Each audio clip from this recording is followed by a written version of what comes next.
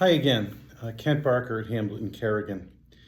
This is the third installment, and it has to do with what someone should do once they've been in an accident and their head is cleared and they're ready to start making at least some preliminary decisions.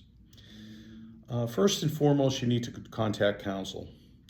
You need to find out what somebody in this situation needs to do to, number one, protect their health, number two, protect their rights vis-a-vis the party who has injured you. Another important thing is, if you have the opportunity to preserve any evidence that existed at the time of the accident. Let's say you were driving and you were struck by another car.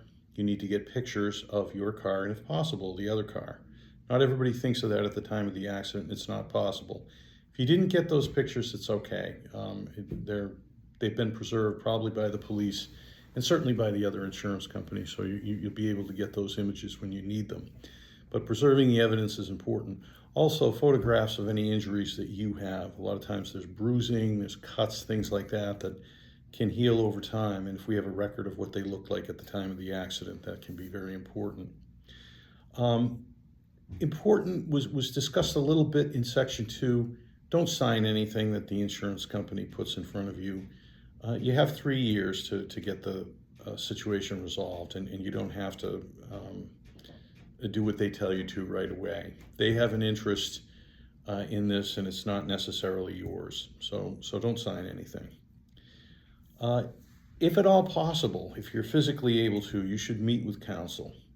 What I do is I have people come in at a time that's convenient for them. Sometimes I'll go to their house because for whatever reason they can't make it into our offices at Trafalgar Square in Nashua. I will meet with them. And there are 3 things that are really important during that meeting. First, it's important for us to establish a rapport, for you to meet me to meet you, and to see, how we're going to be able to communicate, because a lot of times these cases take a long time, and you have to be able to work with somebody that you can work with and that you respect.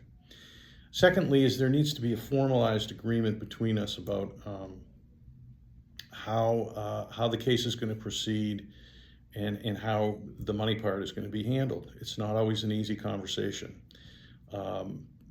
because everyone in the beginning of a case can be suspicious and wanting to protect their own interests. I understand that. That's why a fee agreement is so important, so that everyone knows what the terms are going to be of the representation. It's very specific. It's not something I ask anyone to sign immediately. It's something they should think about and if necessary, talk to some other lawyers. It's all fairly standard in the industry that the terms of a fee agreement are going to include a percentage that the lawyer takes for whatever is recovered for the client. The last thing that's very important, it may not seem it, but it is to have releases signed. Because when the proceedings start in terms of lawyer involvement, what we need to do is we need to get records, especially medical records, and in some cases lost time at work records, in order to start building a case. These are all things that we take care of for you and that we're very experienced with, and it's mainly getting the releases so that we can do that.